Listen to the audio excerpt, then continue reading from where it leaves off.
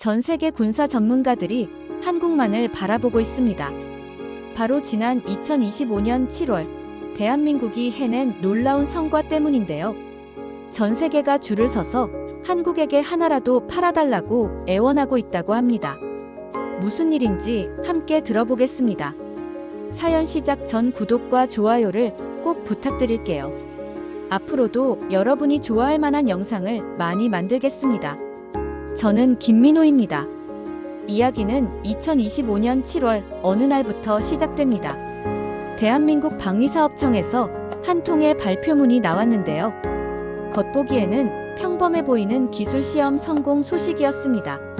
하지만 이 소식이 전해지자마자 전 세계가 발칵 뒤집혔습니다. 미국의 국방부 관계자가 긴급히 한국을 향해 날아왔고 유럽의 군사 강국들이 잇따라 한국과의 회담을 요청했습니다.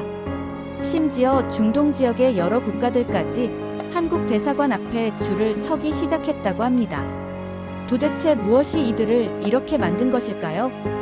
그것은 바로 한국형 장거리 공대지 유도탄의 안전 분리 비행 시험 성공이었습니다.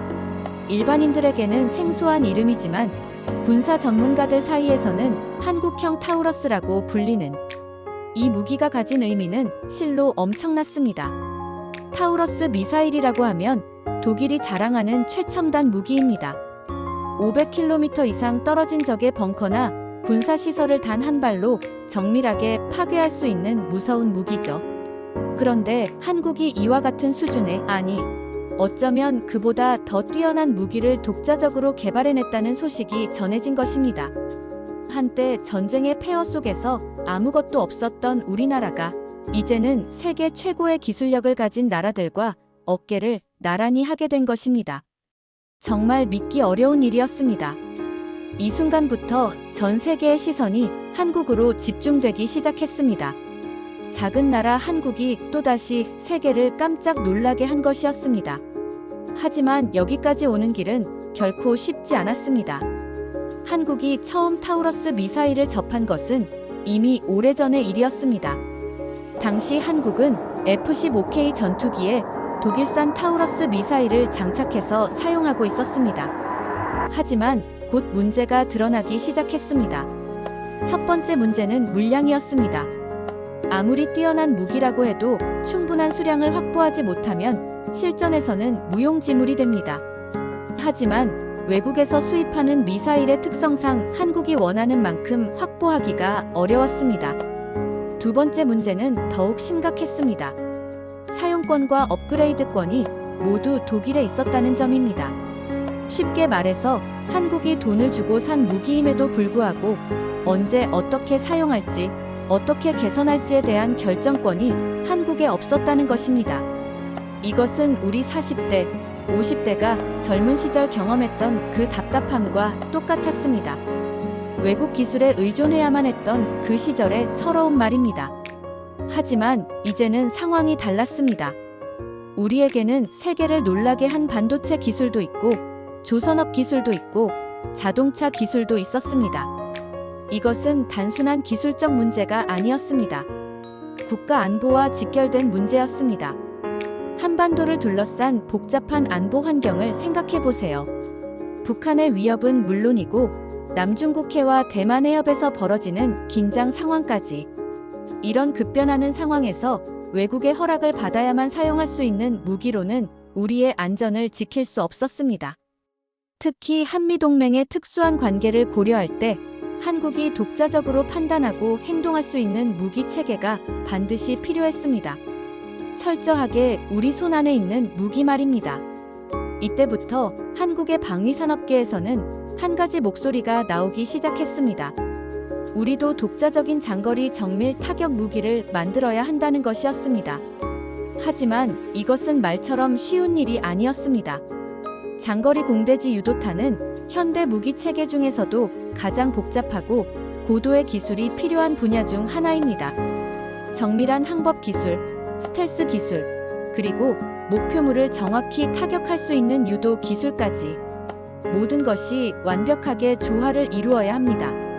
그렇다면 한국은 과연 이런 고도의 기술을 보유하고 있었을까요? 솔직히 말하면 시작은 막막했습니다. 다른 나라들이 수십 년에 걸쳐 쌓아온 기술을 단시간에 따라잡는다는 것은 거의 불가능에 가까운 일이었습니다. 하지만 한국에는 한 가지 강력한 무기가 있었습니다. 바로 불굴의 의지와 도전 정신이었습니다. 2차 사업이라고 불리는 한국형 장거리 공대지 유도탄 개발 프로젝트가 본격적으로 시작되었습니다.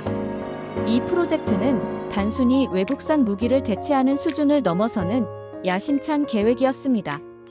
한국 항공우주 산업을 중심으로 국내 최고의 기술진들이 모였습니다. 탄두 기술 전문가, 항법 시스템 개발자, 스텔스 기술 연구원, 정밀 유도 기술자들까지 각 분야의 최고 전문가들이 하나의 목표를 향해 힘을 합쳤습니다. 하지만 현실은 냉혹했습니다. 첫 번째 난관은 항법 기술이었습니다. 미사일이 수백 킬로미터를 날아가면서도 정확히 목표물을 찾아갈 수 있는 기술을 개발하는 것은 상상 이상으로 어려웠습니다. GPS 신호가 차단되거나 교란당할 수 있는 상황에서도 정확한 항법이 가능해야 했기 때문입니다. 두 번째 난관은 스텔스 기술이었습니다. 적의 레이더에 잡히지 않고 목표물까지 침투할 수 있는 기술을 구현하는 것 역시 만만치 않은 과제였습니다. 세 번째 난관은 정밀 타격 기술이었습니다. 목표물에 정확히 명중시키는 것도 어렵지만 명중 후 최대한의 파괴 효과를 낼 수 있는 탄두 기술 역시 고도의 전문성이 필요했습니다. 수많은 시행착오가 반복되었습니다. 실패에 실패를 거듭하면서도 연구진들은 포기하지 않았습니다. 밤낮 없이 연구실에서 매달렸고 작은 문제라도 발견되면 처음부터 다시 시작하는 일도 부지기수였습니다. 이때 프로젝트 초기부터 참여한 대한민국의 항공우주연구원 박성호 박사의 증언을 들어보겠습니다. 솔직히 말씀드리면 처음에는 정말 막막했습니다. 외국에서는 수십 년에 걸쳐 개발한 기술을 우리가 몇 년 만에 따라잡는다는 게 가능할까 싶었거든요. 특히 정밀 유도 기술 부분에서는 정말 많은 어려움이 있었습니다. 하지만 우리 연구진들이 정말 대단했어요. 누구 하나 포기하지 않고 끝까지 매달렸습니다. 그때 정말 자랑스러웠습니다. 우리나라 사람들의 끈기와 열정을 다시 한번 확인할 수 있었거든요. 그런데 여기서 놀라운 일이 일어났습니다. 각 분야에서 개별적으로 연구하던 기술들이 하나씩 성과를 내기 시작한 것입니다. 마치 퍼즐 조각들이 맞춰지듯이 말입니다. 그리고 운명을 바꾼 순간이 찾아왔습니다. 개발진들이 가장 고민했던 부분은 독일산 타우러스 미사일과 차별화되는 우리만의 기술이었습니다. 단순히 베끼는 것이 아니라 우리의 독창적인 기술로 더 나은 성능을 구현해야 했기 때문입니다. 이때 한국의 IT 기술이 결정적인 역할을 했습니다. 한국이 세계적으로 인정받는 반도체 기술과 정보통신 기술을 무기 체계에 접목하기 시작한 것입니다. 특히 인공지능 기술을 활용한 자율 항법 시스템은 기존의 외국산 미사일들과는 완전히 다른 차원의 성능을 보여주었습니다. 미사일이 발사된 후에도 실시간으로 주변 상황을 분석하고 최적의 경로를 스스로 계산해서 목표물에 도달할 수 있는 시스템이 구현된 것입니다. 이것은 세계 어느 나라도 아직 완전히 구현하지 못한 기술이었습니다. 또한 한국의 조선업에서 축적된 정밀 가공 기술이 미사일 제작에 적용되었습니다. 세계 최고 수준의 용접 기술과 금속, 가공 기술을 통해 더욱 견고하면서도 가벼운 미사일 몸체를 만들 수 있게 되었습니다. 자동차 산업에서 발달한 센서 기술도 큰 도움이 되었습니다. 미사일이 비행 중에 다양한 환경 변화를 감지하고 대응할 수 있는 고성능 센서들이 개발되었습니다. 하지만 여전히 가장 큰 과제가 남아 있었습니다. 바로 실제 비행 시험이었습니다. 아무리 시뮬레이션에서 완벽하다고 해도 실제로 하늘을 날면서 모든 시스템이 정상적으로 작동하는지 확인하지 않으면 의미가 없었습니다. 특히 전투기에서 안전하게 분리되어 독립적으로 비행할 수 있는지가 가장 중요한 검증 포인트였습니다. 첫 번째 시험에서는 예상치 못한 문제가 발생했습니다. 미사일이 전투기에서 분리되는 순간 진동이 발생하면서 일부 시스템에 오류가 생긴 것입니다. 하지만 연구진들은 포기하지 않았습니다. 문제의 원인을 철저히 분석하고 수개월에 걸쳐 보완 작업을 진행했습니다. 분리 메커니즘을 개선하고 내부 시스템의 충격 저항성을 높이는 작업이 계속되었습니다. 그리고 드디어 운명의 날이 다가왔습니다. 2차 시험 비행의 날이었습니다.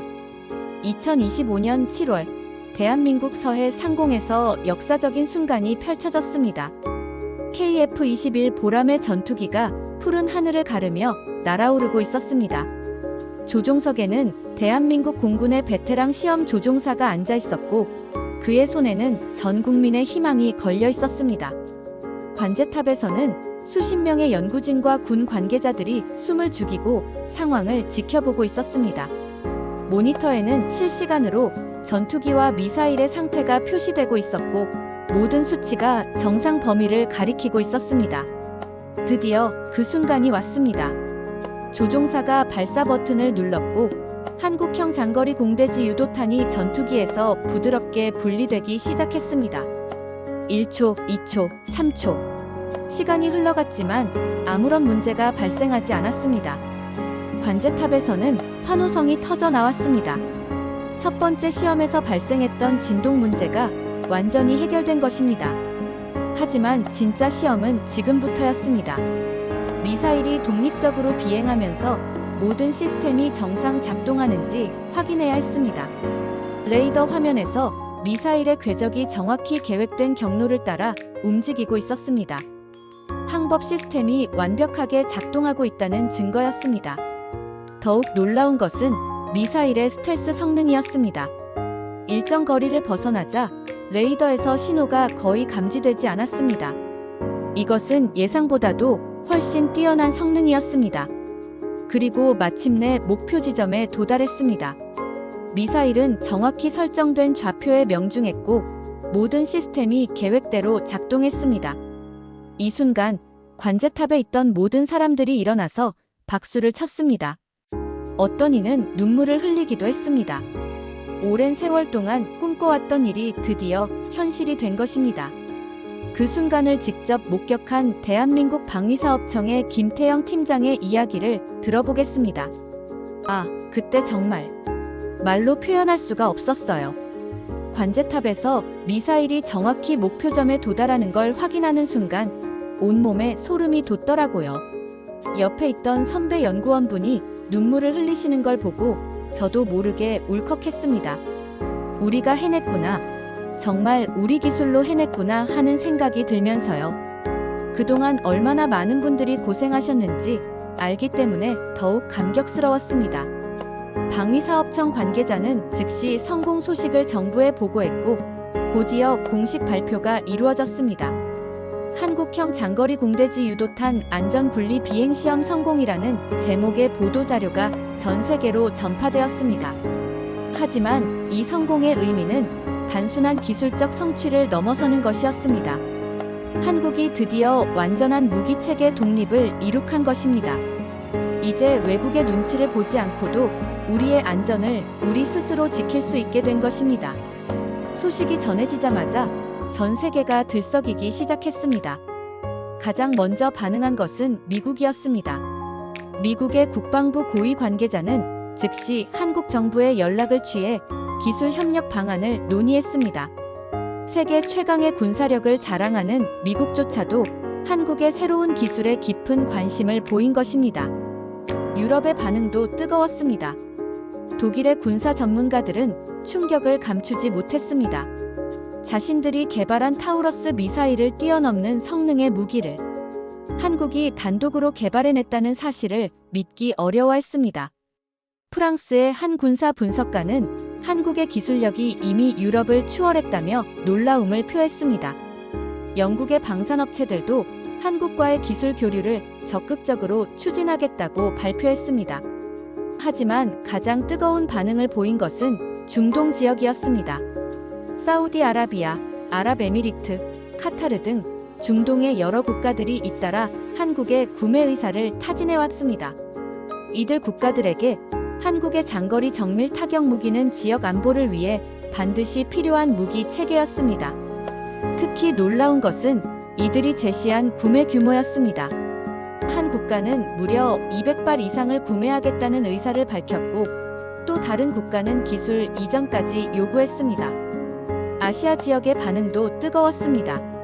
인도, 태국, 필리핀 등 여러 국가들이 한국의 새로운 미사일 시스템에 관심을 표했습니다. 이들 국가들 역시 변화하는 안보 환경에 대응하기 위해 고성능 무기 체계가 필요한 상황이었습니다. 더욱 흥미로운 것은 기존의 무기 수출 강국들의 반응이었습니다. 미국, 러시아, 프랑스 등 기존의 무기 수출 대국들이 한국을 새로운 경쟁자로 인식하기 시작한 것입니다. 한국의 무기 기술이 단순히 모방 수준을 넘어서 독창적이고 혁신적인 영역에 도달했다는 것을 인정하지 않을 수 없게 된 것입니다. 국제 군사 전문지들은 앞다투어 한국의 성공 스토리를 다뤘습니다. 작은 나라 한국이 이룬 거대한 성취라는 제목의 기사가 세계 각국의 언론에 실렸습니다. 한 미국의 군사 전문가는 한국이 이번 성공으로 글로벌 방산 시장의 판도를 완전히 바꿔놓았다고 평가했습니다. 이제 한국은 단순한 무기 수입국이 아니라 첨단 무기를 수출하는 주요 공급국으로 부상한 것입니다. 특히 주목할 만한 것은 독일의 방산 전문가의 반응이었습니다. 독일의 군사기술연구소에서 20년간 타우러스 미사일 개발에 참여했던 독일의 항공우주 엔지니어 한스 밀러 박사는 이렇게 말했습니다. 정말 놀랍습니다. 한국이 우리가 수십 년에 걸쳐 개발한 기술을 이렇게 빠른 시간에 따라잡을 뿐만 아니라 일부 영역에서는 우리를 앞서가고 있다는 것을 인정하지 않을 수 없습니다. 특히 인공지능을 활용한 자율 항법 시스템은 우리도 아직 완전히 구현하지 못한 기술입니다. 한국의 IT 기술력과 제조업 노하우가 결합되어 만들어낸 결과라고 생각합니다. 솔직히 부럽습니다. 이런 해외 전문가들의 평가는 한국의 성취가 얼마나 대단한 것인지를 보여주는 증거였습니다. 그렇다면 한국의 미사일은 도대체 무엇이 그렇게 특별한 걸까요? 전문가들이 가장 주목한 것은 바로 KF-21 보람의 전투기와의 완벽한 결합이었습니다. 한국이 독자 개발한 전투기와 한국이 독자 개발한 미사일이 만나 완전한 무기 패키지를 구성한 것입니다. 이것은 세계 무기 시장에서 매우 드문 일입니다. 대부분의 국가들은 전투기는 한 나라에서, 미사일은 다른 나라에서 구매해서 조합하는 방식을 사용합니다. 하지만 한국은 처음부터 끝까지 모든 것을 자체 기술로 완성한 것입니다. 이런 통합 개발의 장점은 엄청났습니다. 전투기와 미사일 사이의 호환성이 완벽했고 성능 최적화도 훨씬 쉽게 이루어질 수 있었습니다. 또한 한국의 미사일에는 세계 최초로 적용된 기술들이 많이 포함되어 있었습니다. 인공지능을 활용한 자율 목표 식별 시스템은 그중 하나였습니다. 미사일이 목표 지역에 도달하면 스스로 가장 중요한 목표물을 선별해서 공격할 수 있는 시스템입니다. 이것은 기존의 미사일들이 사전에 입력된 좌표만을 공격할 수 있었던 것과는 완전히 다른 차원의 기능이었습니다. 스웜 어택 기능도 혁신적이었습니다. 여러 발의 미사일이 서로 통신하면서 협력해서 공격할 수 있는 시스템입니다. 한 발이 적의 방어 시설을 무력화하면 다른 미사일들이 그 틈을 이용해서 주요 목표물을 공격하는 방식입니다. 환경 적응 능력도 뛰어났습니다. 날씨 변화나 전자전 상황에서도 안정적으로 작동할 수 있도록 설계되었습니다. 특히 한반도의 복잡한 지형과 기후 조건을 고려해서 개발되었기 때문에 어떤 환경에서도 확실한 성능을 보장할 수 있었습니다. 이런 기술적 우위는 곧바로 시장에서의 경쟁력으로 이어졌습니다. 기존의 타우러스 미사일이 발당 수십억 원에 거래되었다면 한국의 미사일은 더 뛰어난 성능에도 불구하고 더 저렴한 가격에 공급할 수 있게 되었습니다. 한국의 효율적인 생산 시스템과 원가 절감 능력이 빛을 발한 것입니다. 또한 사후 지원 서비스도 차별화 요소였습니다. 한국의 무기를 구매하는 국가들은 지속적인 기술 지원과 업그레이드 서비스를 받을 수 있었습니다. 외국의 눈치를 보지 않고 자유롭게 무기를 사용하고 개선할 수 있게 된 것입니다. 이런 성과를 보면서 많은 분들이 감회가 남다를 것입니다. 우리가 젊었을 때는 외국 제품을 동경하고 부러워했는데 이제는 외국에서 우리 제품을 부러워하고 있으니 말입니다. 정말 격세지감을 느끼게 됩니다.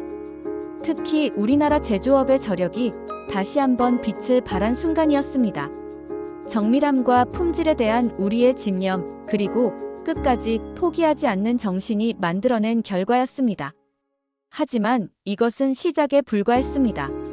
한국의 방산업계는 이미 다음 단계를 준비하고 있었습니다. 장거리 공대지 유도탄의 성공을 바탕으로 더욱 발전된 무기 체계들을 개발하고 있는 것입니다. 해상 발사형 장거리 미사일, 잠수함 발사형 순항 미사일, 그리고 극초음속 미사일까지 한국의 미사일 기술은 이제 모든 영역으로 확장되고 있습니다. 특히 주목받는 것은 우주 발사체 기술과의 연계입니다. 한국이 누리호를 통해 확보한 우주 발사 기술이 장거리 미사일 개발에 엄청난 시너지를 만들어내고 있는 것입니다. 국제적으로도 한국의 위상이 완전히 달라졌습니다. 이제 한국은 무기를 사는 나라가 아니라 파는 나라가 되었습니다. 세계 각국에서 한국의 무기 기술을 배우려고 줄을 서고 있습니다. 한 국제방산 전문가는 앞으로 10년 내에 한국이 세계 방산 시장에서 미국, 러시아와 어깨를 나란히 하는 주요 강국이 될 것이라고 전망했습니다. 이런 전망에 대해 한국의 방산업계를 오랫동안 지켜봐 온 대한민국의 국방 전문가 이철수 박사는 이렇게 말했습니다. 저는 사실 20년 전부터 이 일을 해왔는데요. 그때만 해도 우리나라가 무기를 수출하는 나라가 될 거라고는 상상도 못했어요. 하지만 지금 보세요. 우리가 만든 무기를 전 세계가 사려고 줄을 서고 있잖아요. 이게 바로 우리나라 사람들의 저력입니다. 불가능해 보이는 일도 끝까지 포기하지 않고 해내는 거죠. 특히 우리 40대, 50대가 젊은 시절부터 쌓아온 기술력과 경험이 지금의 성과를 만들어낸 거라고 생각합니다. 정말 자랑스럽습니다. 실제로 한국의 방산 수출 규모는 이미 세계 상위권에 진입했습니다. 올해만 해도 수십조 원 규모의 수출 계약이 체결되었고 내년에는 더욱 큰 성과가 예상됩니다. 하지만 가장 중요한 것은 한국의 안보입니다. 이제 한국은 외국의 허락을 받지 않고도 스스로를 지킬 수 있는 완전한 능력을 갖추게 되었습니다. 북한의 위협에 대해서도 주변국의 도발에 대해서도 확실한 억제력을 가지게 된 것입니다. 한국형 타우러스 미사일의 성공은 단순한 무기 개발의 성공이 아니었습니다. 그것은 한국이 진정한 의미의 독립을 이룬 순간이었습니다. 경제적 독립에 이어 기술적 독립, 그리고 군사적 독립까지 완성한 것입니다. 세계가 한국을 바라보는 시선도 완전히 달라졌습니다. 이제 한국은 도움을 받는 나라가 아니라 도움을 주는 나라가 되었습니다. 작은 나라에서 시작해서 세계를 놀라게 하는 기술 강국으로 성장한 것입니다. 그리고 이 모든 것의 시작은 바로 한국형 타우러스 미사일이었습니다. 불가능해 보였던 도전을 현실로 만든 한국인들의 열정과 기술력이 만들어낸 기적이었습니다. 이제 전 세계가 궁금해합니다. 한국이 다음에는 또 어떤 놀라운 일을 해낼 것인지 말입니다.